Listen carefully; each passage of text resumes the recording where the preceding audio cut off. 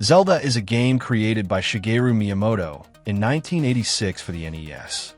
This franchise has been so successful that just mentioning the name becomes a reason to buy a Nintendo console. Just by showing a commercial with that name, we already know what to do: shut up and take my money. This shows video game players' love for this saga. And as impossible as it may seem, from its very beginnings the game was a sales success back then, selling more than 6 million copies. It's easy to say, but very few games have reached those numbers. The game focuses on Link's journey to restore order to the kingdom of Hyrule, which is being invaded by the Prince of Darkness, Ganon, filling the kingdom with chaos in order to seize one of the pieces of an ancient artifact called the Triforce, which grants great power to its holder. Yes, it's the story of the hero who has to save the planet. Although it's a story that has been told a million times, in its defense, these are stories that help the player immerse themselves in the concept, so they can enjoy the experience of exploring a world where we are the saviors of this kingdom. Seeing the destruction that could befall the kingdom, Princess Zelda decides to fragment the Triforce and hide it in 8 dungeons, thus making it harder for Ganon, and for us, to obtain them, and entrust her trusted nursemaid Impa, an 80-something-year-old woman, to find a brave man capable of destroying Ganon. So I deduce the Royal Guard is made up of tough men who can succumb to the slightest puff of wind. If you'll excuse me, I'm going to plan my conquest of Hyrule. Impa locates this young man, and thus our adventure begins. That is, if you have the manual. Otherwise, you'll just press start, put your name, and start playing the game. This game was the first to use a battery to save your progress. This is for the American version, because the Japanese version used 3.5-inch discs, which could record. Previously, a password system was used. The only drawback is that for very long games, passwords were also very long and sometimes very confusing. And worse if you have bad handwriting like me. You won't know if what you wrote is a 5 or an S. Dyslexia everywhere. Implementing this innovation meant a huge leap. We no longer had to write anything down, we just had to press save, and that's it, with the drawback that the battery eventually dies and your save goes with it. Rest in peace, my Pokemon save. To start, we have to name our character, as many know and has been said ad nauseum. This allows the player to further personalize the game, so you feel like you're the hero. Although the character's name is Link, you can name him whatever your parents named you. Let's see, what do we name the child? Something original. Oh, I know. We'll call him Pepsi's. I'm sure he'll be very popular. Once in the game, we are given 4 path options to choose from, and obviously most will go into the cave. For some reason our brain will choose a shelter rather than an open space where we might run into vermin. Inside we meet an old man who gives us our sword, which we'll use to kill enemies. Once out, we run into the main problem of the game. Not knowing where to go. It's an exploration game, but it has a drawback. The game explains nothing, absolutely nothing, seriously nothing. To even begin our journey, we can explore and find some dungeons, but many times we'll get stuck. So the best option is to either use an online map or simply use a guide to proceed. And before you skewer me, this is vital to get through the game because many dungeons are so well hidden that you won't find them by chance. And I'm talking about you, dungeon number 5. Going up 5 times on the screen, almost no one would try that. In fact, one of the reasons Nintendo Power was born as a magazine and became so popular was because of this game, as it contained tips to progress. And while word of mouth could help, many people found that their friends weren't interested in this title or were already tired of wandering around in it. So these guides were vital to continue, or in my case, when most people don't even remember what day they live on, let alone how to progress. Phone rings me. Hello. Friend, how dare you use guides? Me. Well, it's a game where nothing is explained. Friend, of course it is. The wise men scattered throughout the game tell you what to do. Me. Yes, but their instructions aren't clear and end up being more confusing than the game itself. Friend, be quiet. You've tarnished the good name of the game. Me. Why are you using a text-to-speech voice to talk on the phone? Friend, that doesn't matter. I'll kill you, I know where you live. Me. Yeah, sure. Let's continue. The map at the top is helpful, but since it has no indicator other than you glowing on it, it's not very useful unless you have the manual. But if you bought the game used like I did, you won't have it. or it'll be more expensive. Still, it's not very useful.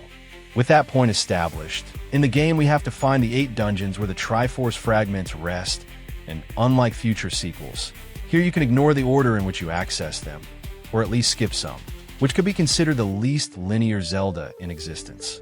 But even so, you must enter all of them to finish the game.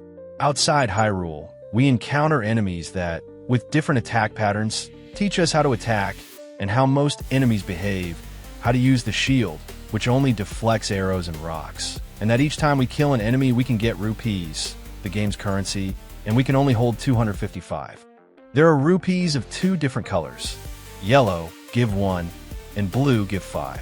Hearts restore health, and if we have a full life bar we can throw our sword to perform a ranged attack. Enemies may drop a fairy that restores a large portion of your hearts. Come here, come on. You wretch, someday you'll have to come back, cries. Bombs, used to break rocks, secret passage walls, kill enemies, and yourself, a clock, paralyzes all enemies on screen. Very useful when it appears. Doorbell rings, the devil. There's nobody here. I'm out of here. Once we enter the dungeons, we have to progress room by room, with some restrictions. Some doors are closed, and you have to kill all enemies in that room. Open the door with a key obtained either by finding it in a room or killing an enemy in that dungeon, or you have to move a stone that acts as a switch to open it. One of my biggest problems with this game is that many enemies are very, very strong and resilient. For example, Darknuts are damage sponges, and you can only damage them by attacking from the side or behind, but they have erratic patterns and often turn around without warning, hitting you for 1 or 2 full hearts. If you run into a room full of them, it's a nightmare. My problem starts here. These enemies could be bosses by themselves, but in many dungeons when you get to the boss, you kill it in one breath. So the difference between bosses and regular minions is abysmal, making the final boss fight feel simplistic and boring, alone on a couch. I hold up a sign that says, "Help." To make your life easier in dungeons, you can grab a map that reveals how extensive the stage is, which reveals a swastika. Oh no, it's a manji symbol. Its meaning is completely different. I don't know why so much fuss was made over that image. Anything is good for making noise. Additionally, you pick up a compass, which reveals which room the Triforce fragment is in, and, as expected, one room before is the boss of that area. If we search well, we'll come across items, many of which are required to continue our journey. They are arrows, allow you to attack enemies from afar, but with the drawback that they consume rupees. Blue candle, used to attack enemies and burn your feet if you get too close, as well as illuminating hidden rooms and burning trees that reveal secrets. Boomerang, stuns enemies momentarily, useful when many foes are attacking you, but it does no damage. Magic rod, damages enemies from a distance, but does very little damage. Flute, helps you teleport on the map, helps with a certain boss, and reveals a dungeon. Ladder, allows you to cross gaps and serves as extra floor to avoid being hit. Raft, used across the docks on the maps. Power bracelet, helps you push certain stones that are heavy for Link. Well, now that they're gone, all these items help during your journey. Some you can ignore, but they are necessary to make your life much easier. What was that? When you kill the boss of a dungeon, you get a heart container, increasing your life. And you can also search the overworld for secret places that sell these, or find them lying on the ground. In some places, we can find shops that sell shield upgrades, rings that reduce damage, and potions that restore all your health. To activate secondary items, you have to press pause, select them, and during the game press B. Don't be surprised if you're entering this menu very often. You also have to keep track of which item you have equipped, because if you mess up you might use a potion when your life is full. The music, although poor in number, over the years has become one of the best soundtracks in this medium. It's no wonder it's even been played by the London Symphony Orchestra. It gives that sense of exploration and adventure that fits the environment perfectly. The melodies were created by Mr. Koji Kondo and have been used throughout the saga, becoming synonymous with it. Nowadays, you can't imagine the saga without the overworld theme, which in this game accompanies us almost all the time. Although the game has a terrible lack of information, it's pleasant to explore the kingdom and fight enemies. And analyzing a bit, The fact that there are enemies much stronger than bosses is partly good because it mitigates the tedium of facing them, which is a relief. It could be seen as an experiment, but a very successful one. If you think you can't play this game, don't worry. There are a gazillion remakes of it, so it's very easy to get the version of your choice. In my opinion, it's good, but not as good as its sequels, with the exception of the 3 unmentionable Shutter, but it was a great game. It's no wonder Nintendo uses this franchise whenever they can or need money. A great title that magnified Nintendo's name and started a new genre of games, as well as being inspiration for RPGs. If you haven't played it, I invite you to do so. I'm sure you'll find something you like. Let's see how we can tune up that ending even more. Oh, I know. I hope you liked the video. If so, give a like. If you know someone who might like it, share it on your social networks. Don't forget to subscribe if you like the channel. If you have any questions, suggestions, or just want to comment something, feel free to do so in the comments box.